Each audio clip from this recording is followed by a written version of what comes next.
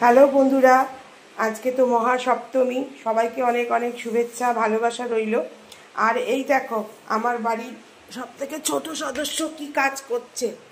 বসে পড়লাম, এখন উনি বসে বসে থোড় ছাড়াচ্ছেন, কেননা থোড় আমাদেরকে একজন দিয়ে গেছে, তো সেই তার জন্য থোড়টা নষ্ট হয়ে যাবে, তাই কেটে গুছিয়ে রাখছে। শরীর ভালো না, কিন্তু দেখা যাচ্ছে না পিছনে জানলার আলোটা পড়ছে তো একটু মুখটা অস্পষ্ট হয়ে গেছে।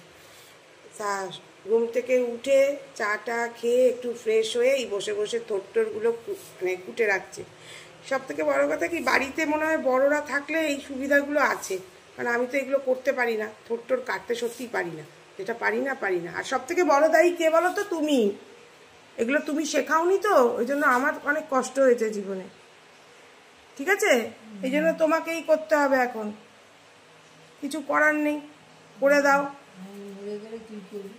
আমি পারবো না তো, ওই জন্যই তো ভগবান চিন্তা করে রেখেছে যে তোমার কিছু হবে না, কারণ আমি এগুলো করতে পারবো না। এমনি থেকে আমি ছোটো থেকে কোনোদিনই মানে রান্নাঘর কী জিনিস ঢুকিনি। আর তারপরে তো বিবাহিত জীবনে যতটুকু পেরেছি করেছি, ঠিক মতো পারতাম না, রান্না টান্না খুব একটা ভালো পারি না, তো তার মধ্যেই আর কি চালিয়ে নেওয়ার মতো। হ্যাঁ, সবজি ফেলে দিতাম। হ্যাঁ, আমি সবজিটা দিতাম। মা কেমন কমপ্লেন করছে, সবজি আনলে আমি উল্টো দিক দিয়ে ফেলে দিতাম, কেননা আমি তো পারি না রান্না করতে ঠিক মতন। তবে আস্তে আস্তে অল্প অল্প করে অনেক কিছুই শিখেছি। যাই হোক, এখন এইগুলো পারি না। হ্যাঁ, মাছ মাংস শুক্তো খুব ভালো করে। আচ্ছা, ব্যাপারটা হচ্ছে আমি এই সবজি টবজি কাটাগুলো খুব একটা নিখুঁত করে করতে পারি না, এটাই হচ্ছে আমার সমস্যা, আর কিছুই না। এটা মা, হ্যাঁ, কাজ করা পছন্দ করতাম না। মা কি বলছিস বন্ধুরা, কাজ করা পছন্দ করতো না মানে আমার স্পেশালি আমার কাজ করাটা মা কোনোদিনই পুরো পছন্দ করতো না, সেটাই তোমাদেরকে বললো আর কি।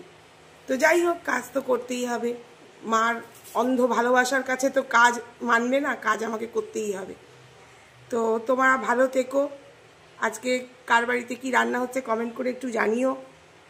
আর আমার একটু ইচ্ছা আছে মাকে নিয়ে একটু বেরোবো, তো দেখি কতদূর কি করতে পারি। মা পুজো টুজো করে আসলে তারপরে বেরোবো।